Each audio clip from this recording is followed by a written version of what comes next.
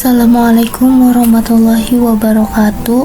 Di sini saya akan mempresentasikan rencana pelaksanaan pembelajaran atau RPP.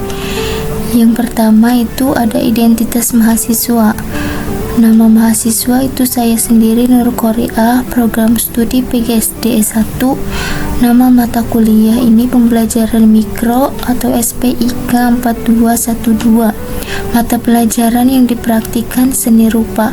Kelas atau semester untuk kelas 4 fase B kurikulum merdeka. Yang pertama ada capaian pembelajaran.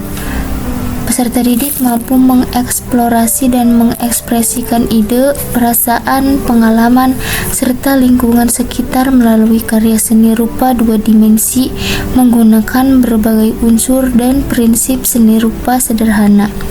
Tujuan pembelajaran.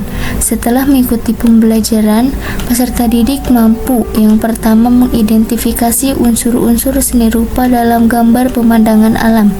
Yang kedua, menjelaskan objek-objek yang terdapat dalam gambar pemandangan. Yang ketiga, membuat gambar pemandangan alam sesuai kreativitas masing-masing. Yang keempat, ada menggunakan warna yang sesuai pada gambar.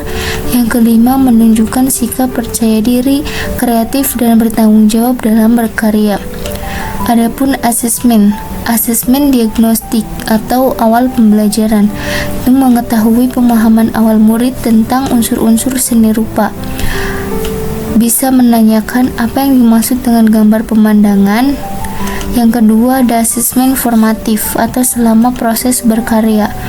Itu memantau perkembangan kreativitas dan proses kreatif siswa melalui aspek yang pertama kesesuaian tema, kreativitas, penggunaan warna, kerapihan.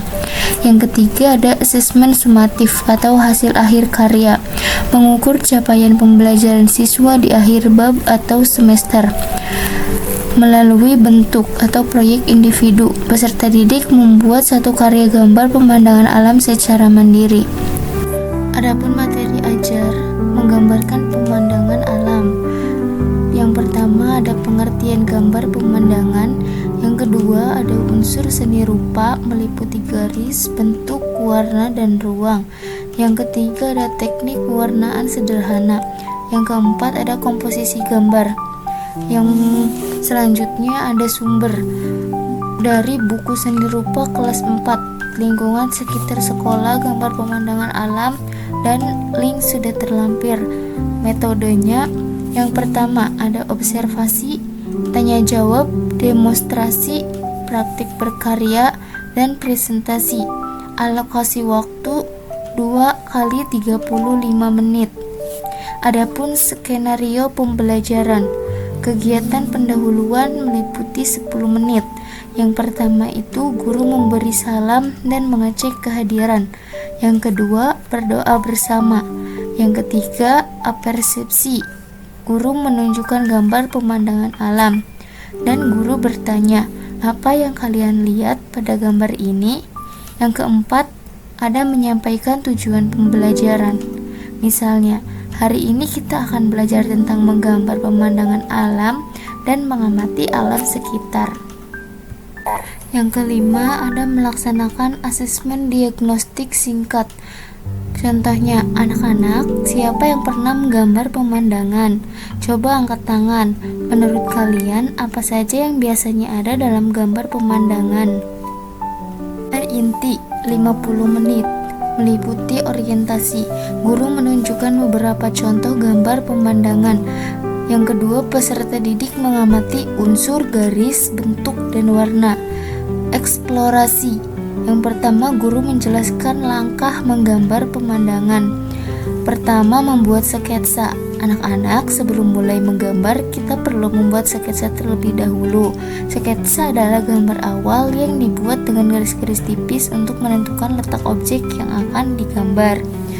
Menambahkan objek. Setelah sketsa selesai, tambahkan berbagai objek mendukung seperti gunung, pohon, sungai, sawah, rumah, awan, atau matahari agar gambar pemandangan terlihat lebih lengkap dan menarik.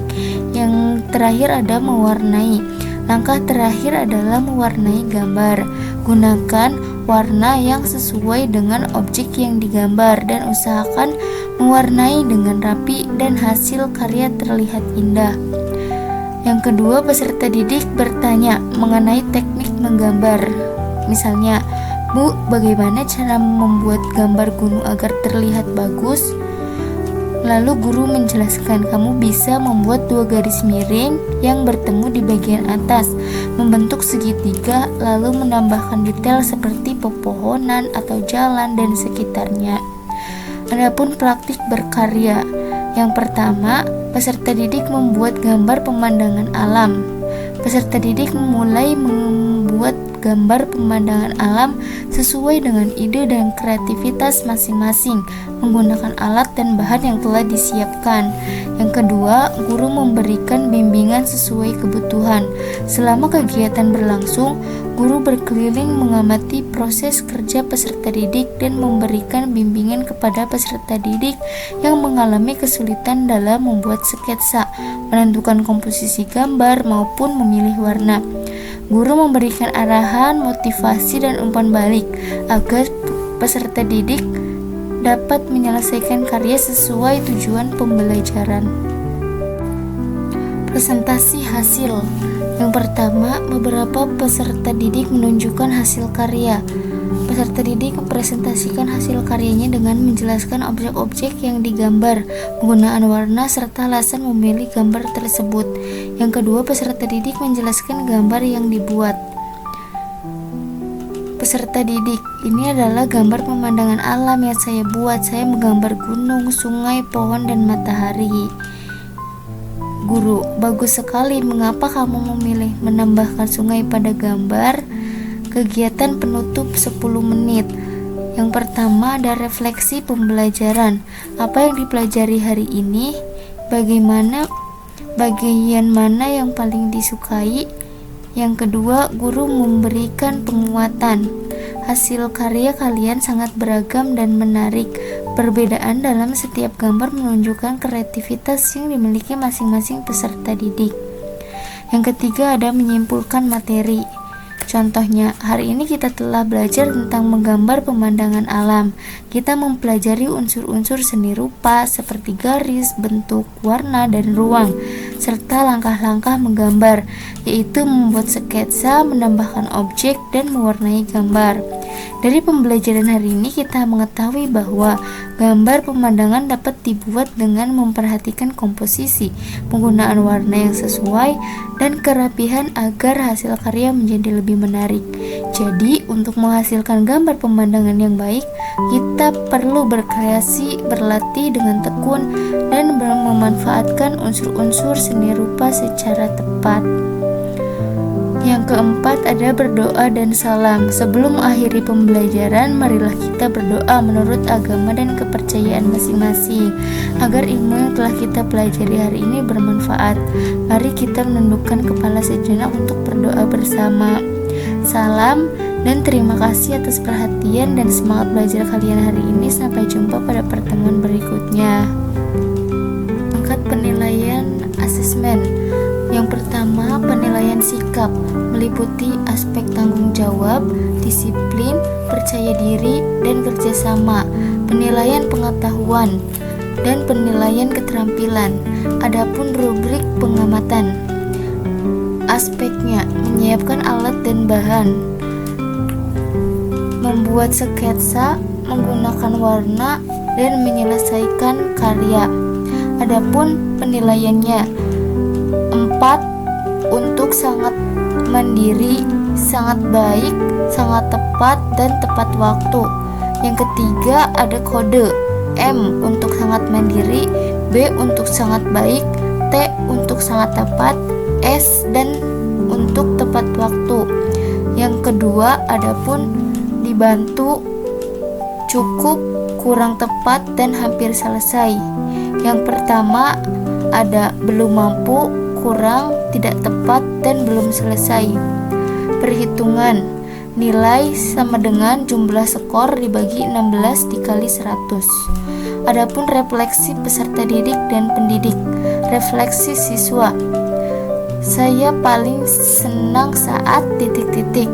Kesulitan yang saya alami, titik-titik, hasil karya saya sudah sangat baik, cukup dan perlu dilatih lagi. Si guru. Yang pertama, apakah tujuan pembelajaran tercapai? Peserta didik mana yang memerlukan pendampingan? Strategi apa yang perlu diperbaiki pada pertemuan berikutnya?